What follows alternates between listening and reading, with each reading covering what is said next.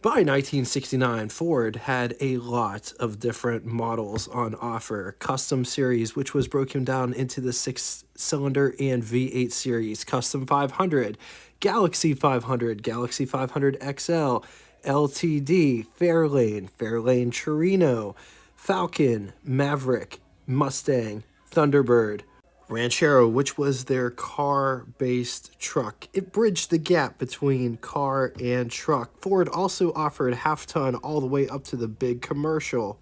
Ford offered the LTD from 1965 through 1986. The LTD played two different car sizes. From 1965 through 1972, it was a full-size car, and from 1983 through 1986, mid-sized car. The LTD was offered in 4 generations. 1969 falls in the second generation, which was produced all the way from 1969 through 1978. LTD could be had in such body styles as, but not limited to, 4-door, 6-passenger sedan, 2-door, 6-passenger hardtop coupe, or Country Squires, which could be had in 6-passenger or 10-passenger, both 4-door configurations. LTD served as the top series over at Ford for their full-size car offerings. The LTD came standard with all of the trim that the Galaxy 500 had to offer, plus 302 V8, select shift cruise-o-matic 3-speed automatic electric clock, as well as bright exterior moldings. Options, not getting into all of the options, but here are a few. 390 V8 was $58. 320 horsepower 429 V8 was $163. 360 horsepower 429 was $237. Power steering was $100. Power brakes with front discs were $65. AM radio $181. Air conditioning $369. 1969 is the first year of an all-new generation, so let's compare 68 on top, 69 on the bottom, starting in the front. And as you can see, these cars look very similar to one another. You could definitely tell that they're part of the same family, but there is a lot to talk about as far as differences go. Starting with the grille, both of these cars have the concealed headlights, but done differently. The front fascia between these two cars is totally redesigned. Bumpers between these two cars are different, as well as turn signals. The turn signal is located inside the bumper on the 69, versus it looks like it's part of the fender on the 68. Also notice how different the grills are between these two. Both of them have concealed headlights, previously mentioned, but they're done the same way, but the grills are different. Both of these cars have curved windshields, but notice the 68 still has the vent windows, whereas the 69, they got rid of the vent windows. The side mirror placement is relatively in the same spot, but they're both designed differently. Moving to the side profile, just take a minute to take a look at the differences in the sheet metal between these two. Notice the belt line is creased on the 68. It's just right above the belt line, whereas it does sort of have that crease, but it's not as pronounced on the 69. The gas filler door is roughly in the same place. The roof profiles change between these two, as well as where the rear quarter window is. Notice how much bigger it is on the 68 versus where it would be on the 69. Also notice there isn't any vent windows on the 69 that were on the 68. Both of these cars have that petite trim that go around the wheel openings, but the 69 does not have the bright rocker trim that the 68 has. Antenna location has also changed from the rear on the 68 versus to the front fender on the 69. Also notice the difference in side lights or reflectors.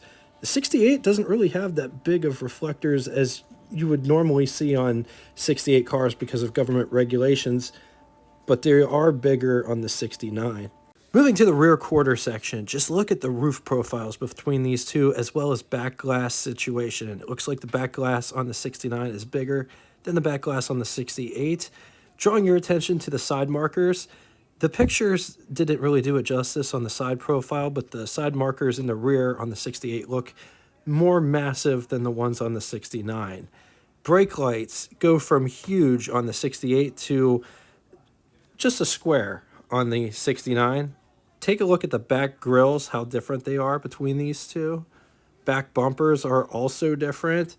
The 68 has a center line on the deck lid, whereas the 69 doesn't really look like it has one. Jumping inside to take a quick gander at the dash and interior situation, which you've guessed it, both are different. Which one do you like better? Hey, I just want to jump in here real quick and say, hey, welcome to What It's Like, the automotive channel that digs lost and off the beaten path cars from yesteryear. We post between 4 and 5 mini documentaries a week with engine episodes and company history sprinkled in. If any of that sounds of interest to you, something that you will totally dig, subscribe and hit the bell icon next to it to never miss a video. Let's talk specs. 216 inches long, 79.8 inches wide. It rides a wheelbase of 121 inches. It weighs 3,745 pounds. Price, $3,234, which would be equivalent to you spending $28,327.46 in the year 2025.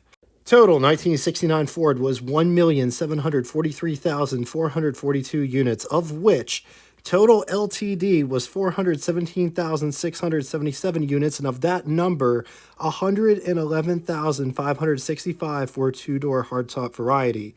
Moving on to engines, there was a plethora of different engines one could choose when ordering the LTD, but starting off in the proverbial basement with the 302 cubic inch displacement overhead valve FE V8 5 liters. It was good for 220 horsepower at 4,600 RPM, 300 pound-feet or 407 newton meters around 3,800 RPM, with a bore of 4 inches and a stroke of 3 inches. Compression was 9.5 to 1. 5 main bearings. When backed with a 3-speed manual transmission, 0 to 60 could be had in 9.6 seconds. Theoretical top speed of 120 miles per hour while achieving an average of anywhere between 13 to 15 miles to the gallon. Moving on to the first optional V8, which was the 351 cubic inch displacement overhead valve V8 5.8 liters. It was good for anywhere between 250 to 290 horsepower at 4,800 RPM. 380 pound-feet or 515 newton meters around 3,400 RPM, with a bore of 4 inches and a stroke of 3.5 inches. Compression was anywhere between 9.5 to 10.7 to 1. Up next was the 390 cubic inch displacement overhead valve FE V8. 6.4 liters. It was good for 320 horsepower at 4,600 RPM. 390 pound-feet or 529 newton meters around 3,400 RPM, with a bore of 4.05 inches and a stroke of 3.78 inches.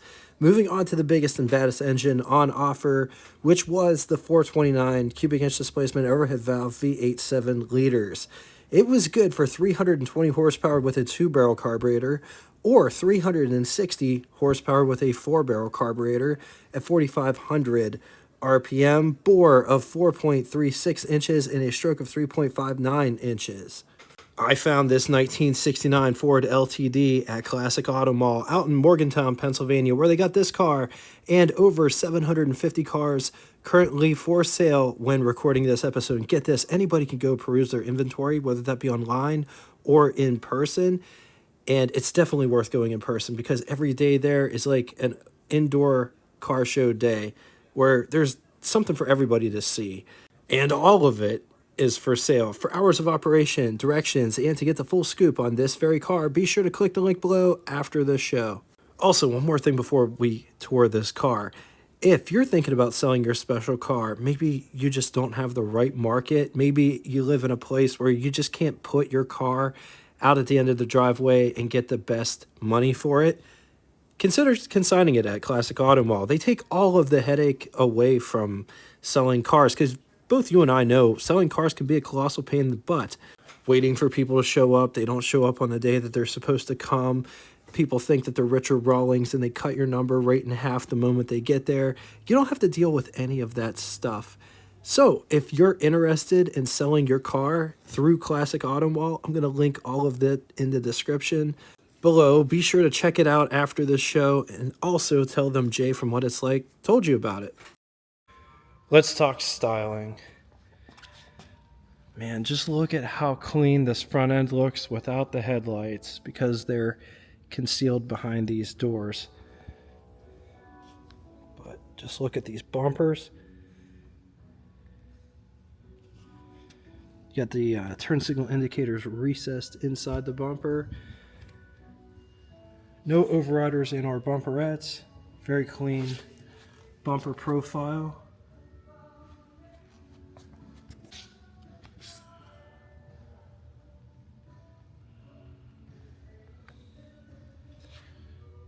So look at how this line comes off, and it just continues down the side, the belt line of the car.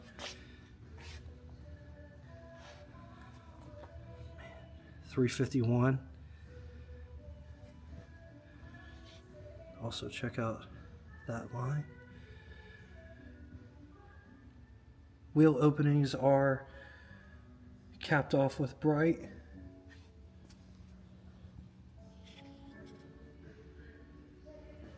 Before we go too far, just look how that fender comes down. The hood is also beveled down.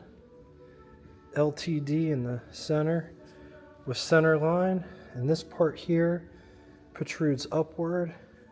Also notice how it comes to a point here and it fans out as it goes back towards the curved windshield with windshield wipers that follow.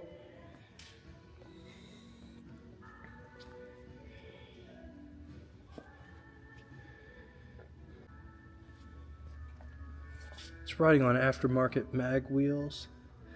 It doesn't have rocker trim or rocker molding, but it does have a lower beltline molding and or trim.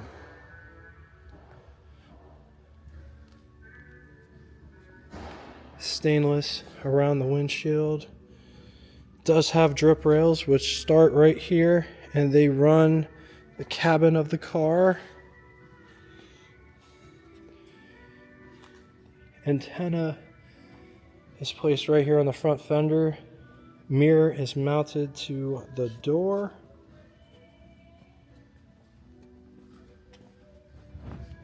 LTD right here on the sail panel. The rear opening is a lot like the front one. It's capped off with this trim.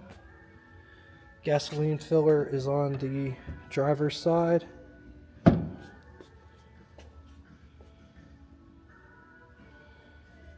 These nice brake lights in the back with lots of detail going on inside that brake light housing. Also check out that LTD. The bumpers are totally different in the back than they are from the front.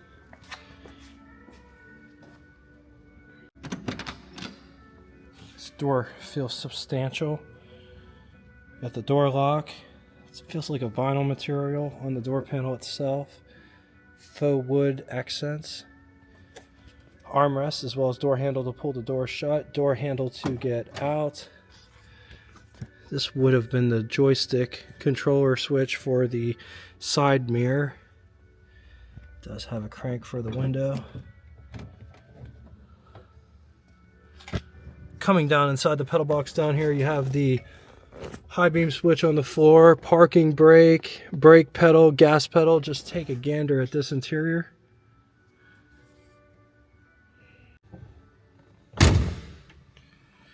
Here's what over the hood looks like. Here's what first person over the hood would look like.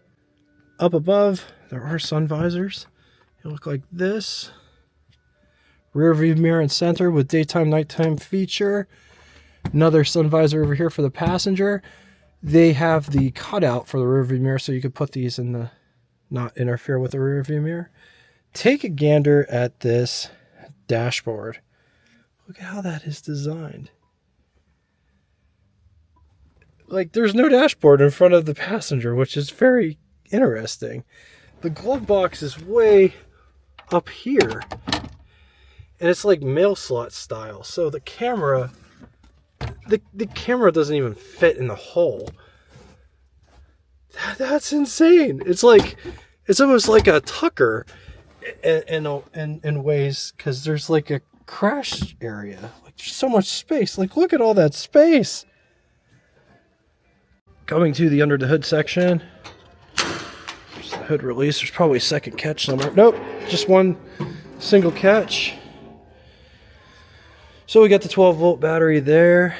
As you can see, the headlights are down inside here, concealed from this door that just flips up, vacuum operated, of course.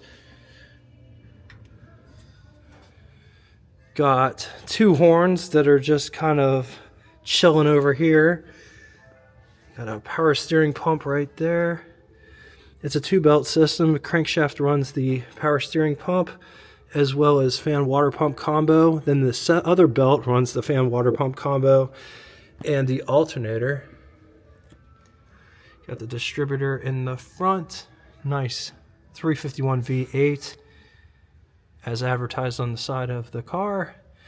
It looks like that's an upgraded aftermarket power brake booster with a dual master cylinder. The steering rack runs underneath it. It's got this nice fan shroud, which cautions you that there's a fan underneath it. On the positive side, big, comfy boulevard riding car with a wide range of engines to choose from. Interesting dash situation. Against it, I've been around cars, and this is the very first time I've ever saw one. Body parts, trim parts, they may be hard to find. Higher horsepower cars demand higher octane and way more of it. All right, now it's time for Would You Rather. Two scenarios today. In the first scenario, would you rather have a 1969 Chevy Caprice or 1969 Ford LTD or 1969 Plymouth VIP? I'm going to leave this here for a minute. If you need more time, feel free, pause the video. On to the second scenario. All Fords, but which one would you rather have? 1969 Ford Torino or 1969 Ford LTD or 1969 Ford Mustang Mach 1 Fastback. Once again, going to leave this here for a minute. If you need more time, feel free, pause the video. Now it's time for Name That Tune. First person to give all three the name of the band, song title, and the song lyric that comes next will have their comment pinned to the top of the comment section. I made some real big mistakes. You make the worst one look fine. So just a little bit of a hint. That song, I didn't sing it in the correct tempo, and it might be a female artist that sings that song. Anyway, thank you all so much for coming out and watching this. If you'd like to get in touch with me, shoot me a comment in the comment section below. I read and answer all comments posted. I don't say that for self-worth. I just say that if you post a comment on here, it is definitely me reading it and getting back to you. Thanks for everything that you guys bring. I love reading the stories. If you had these vehicles in the past, or maybe your family or somebody that you knew, what did they trade them for? I find that very interesting. Like, they might have this LTD and then they might have traded it for a Carmen Ghia or something like that. I just think it's really cool. Thanks again for everything that you guys bring. Until next time, toodaloo! Welcome to the after show. This part of the video doesn't have any sound or commentary. It gives you the opportunity to see this car in its entirety without me talking about all the different parts and trim pieces that are being presented. It also gives those the opportunity to see where all these trim pieces go if they're putting this car back together. Enjoy.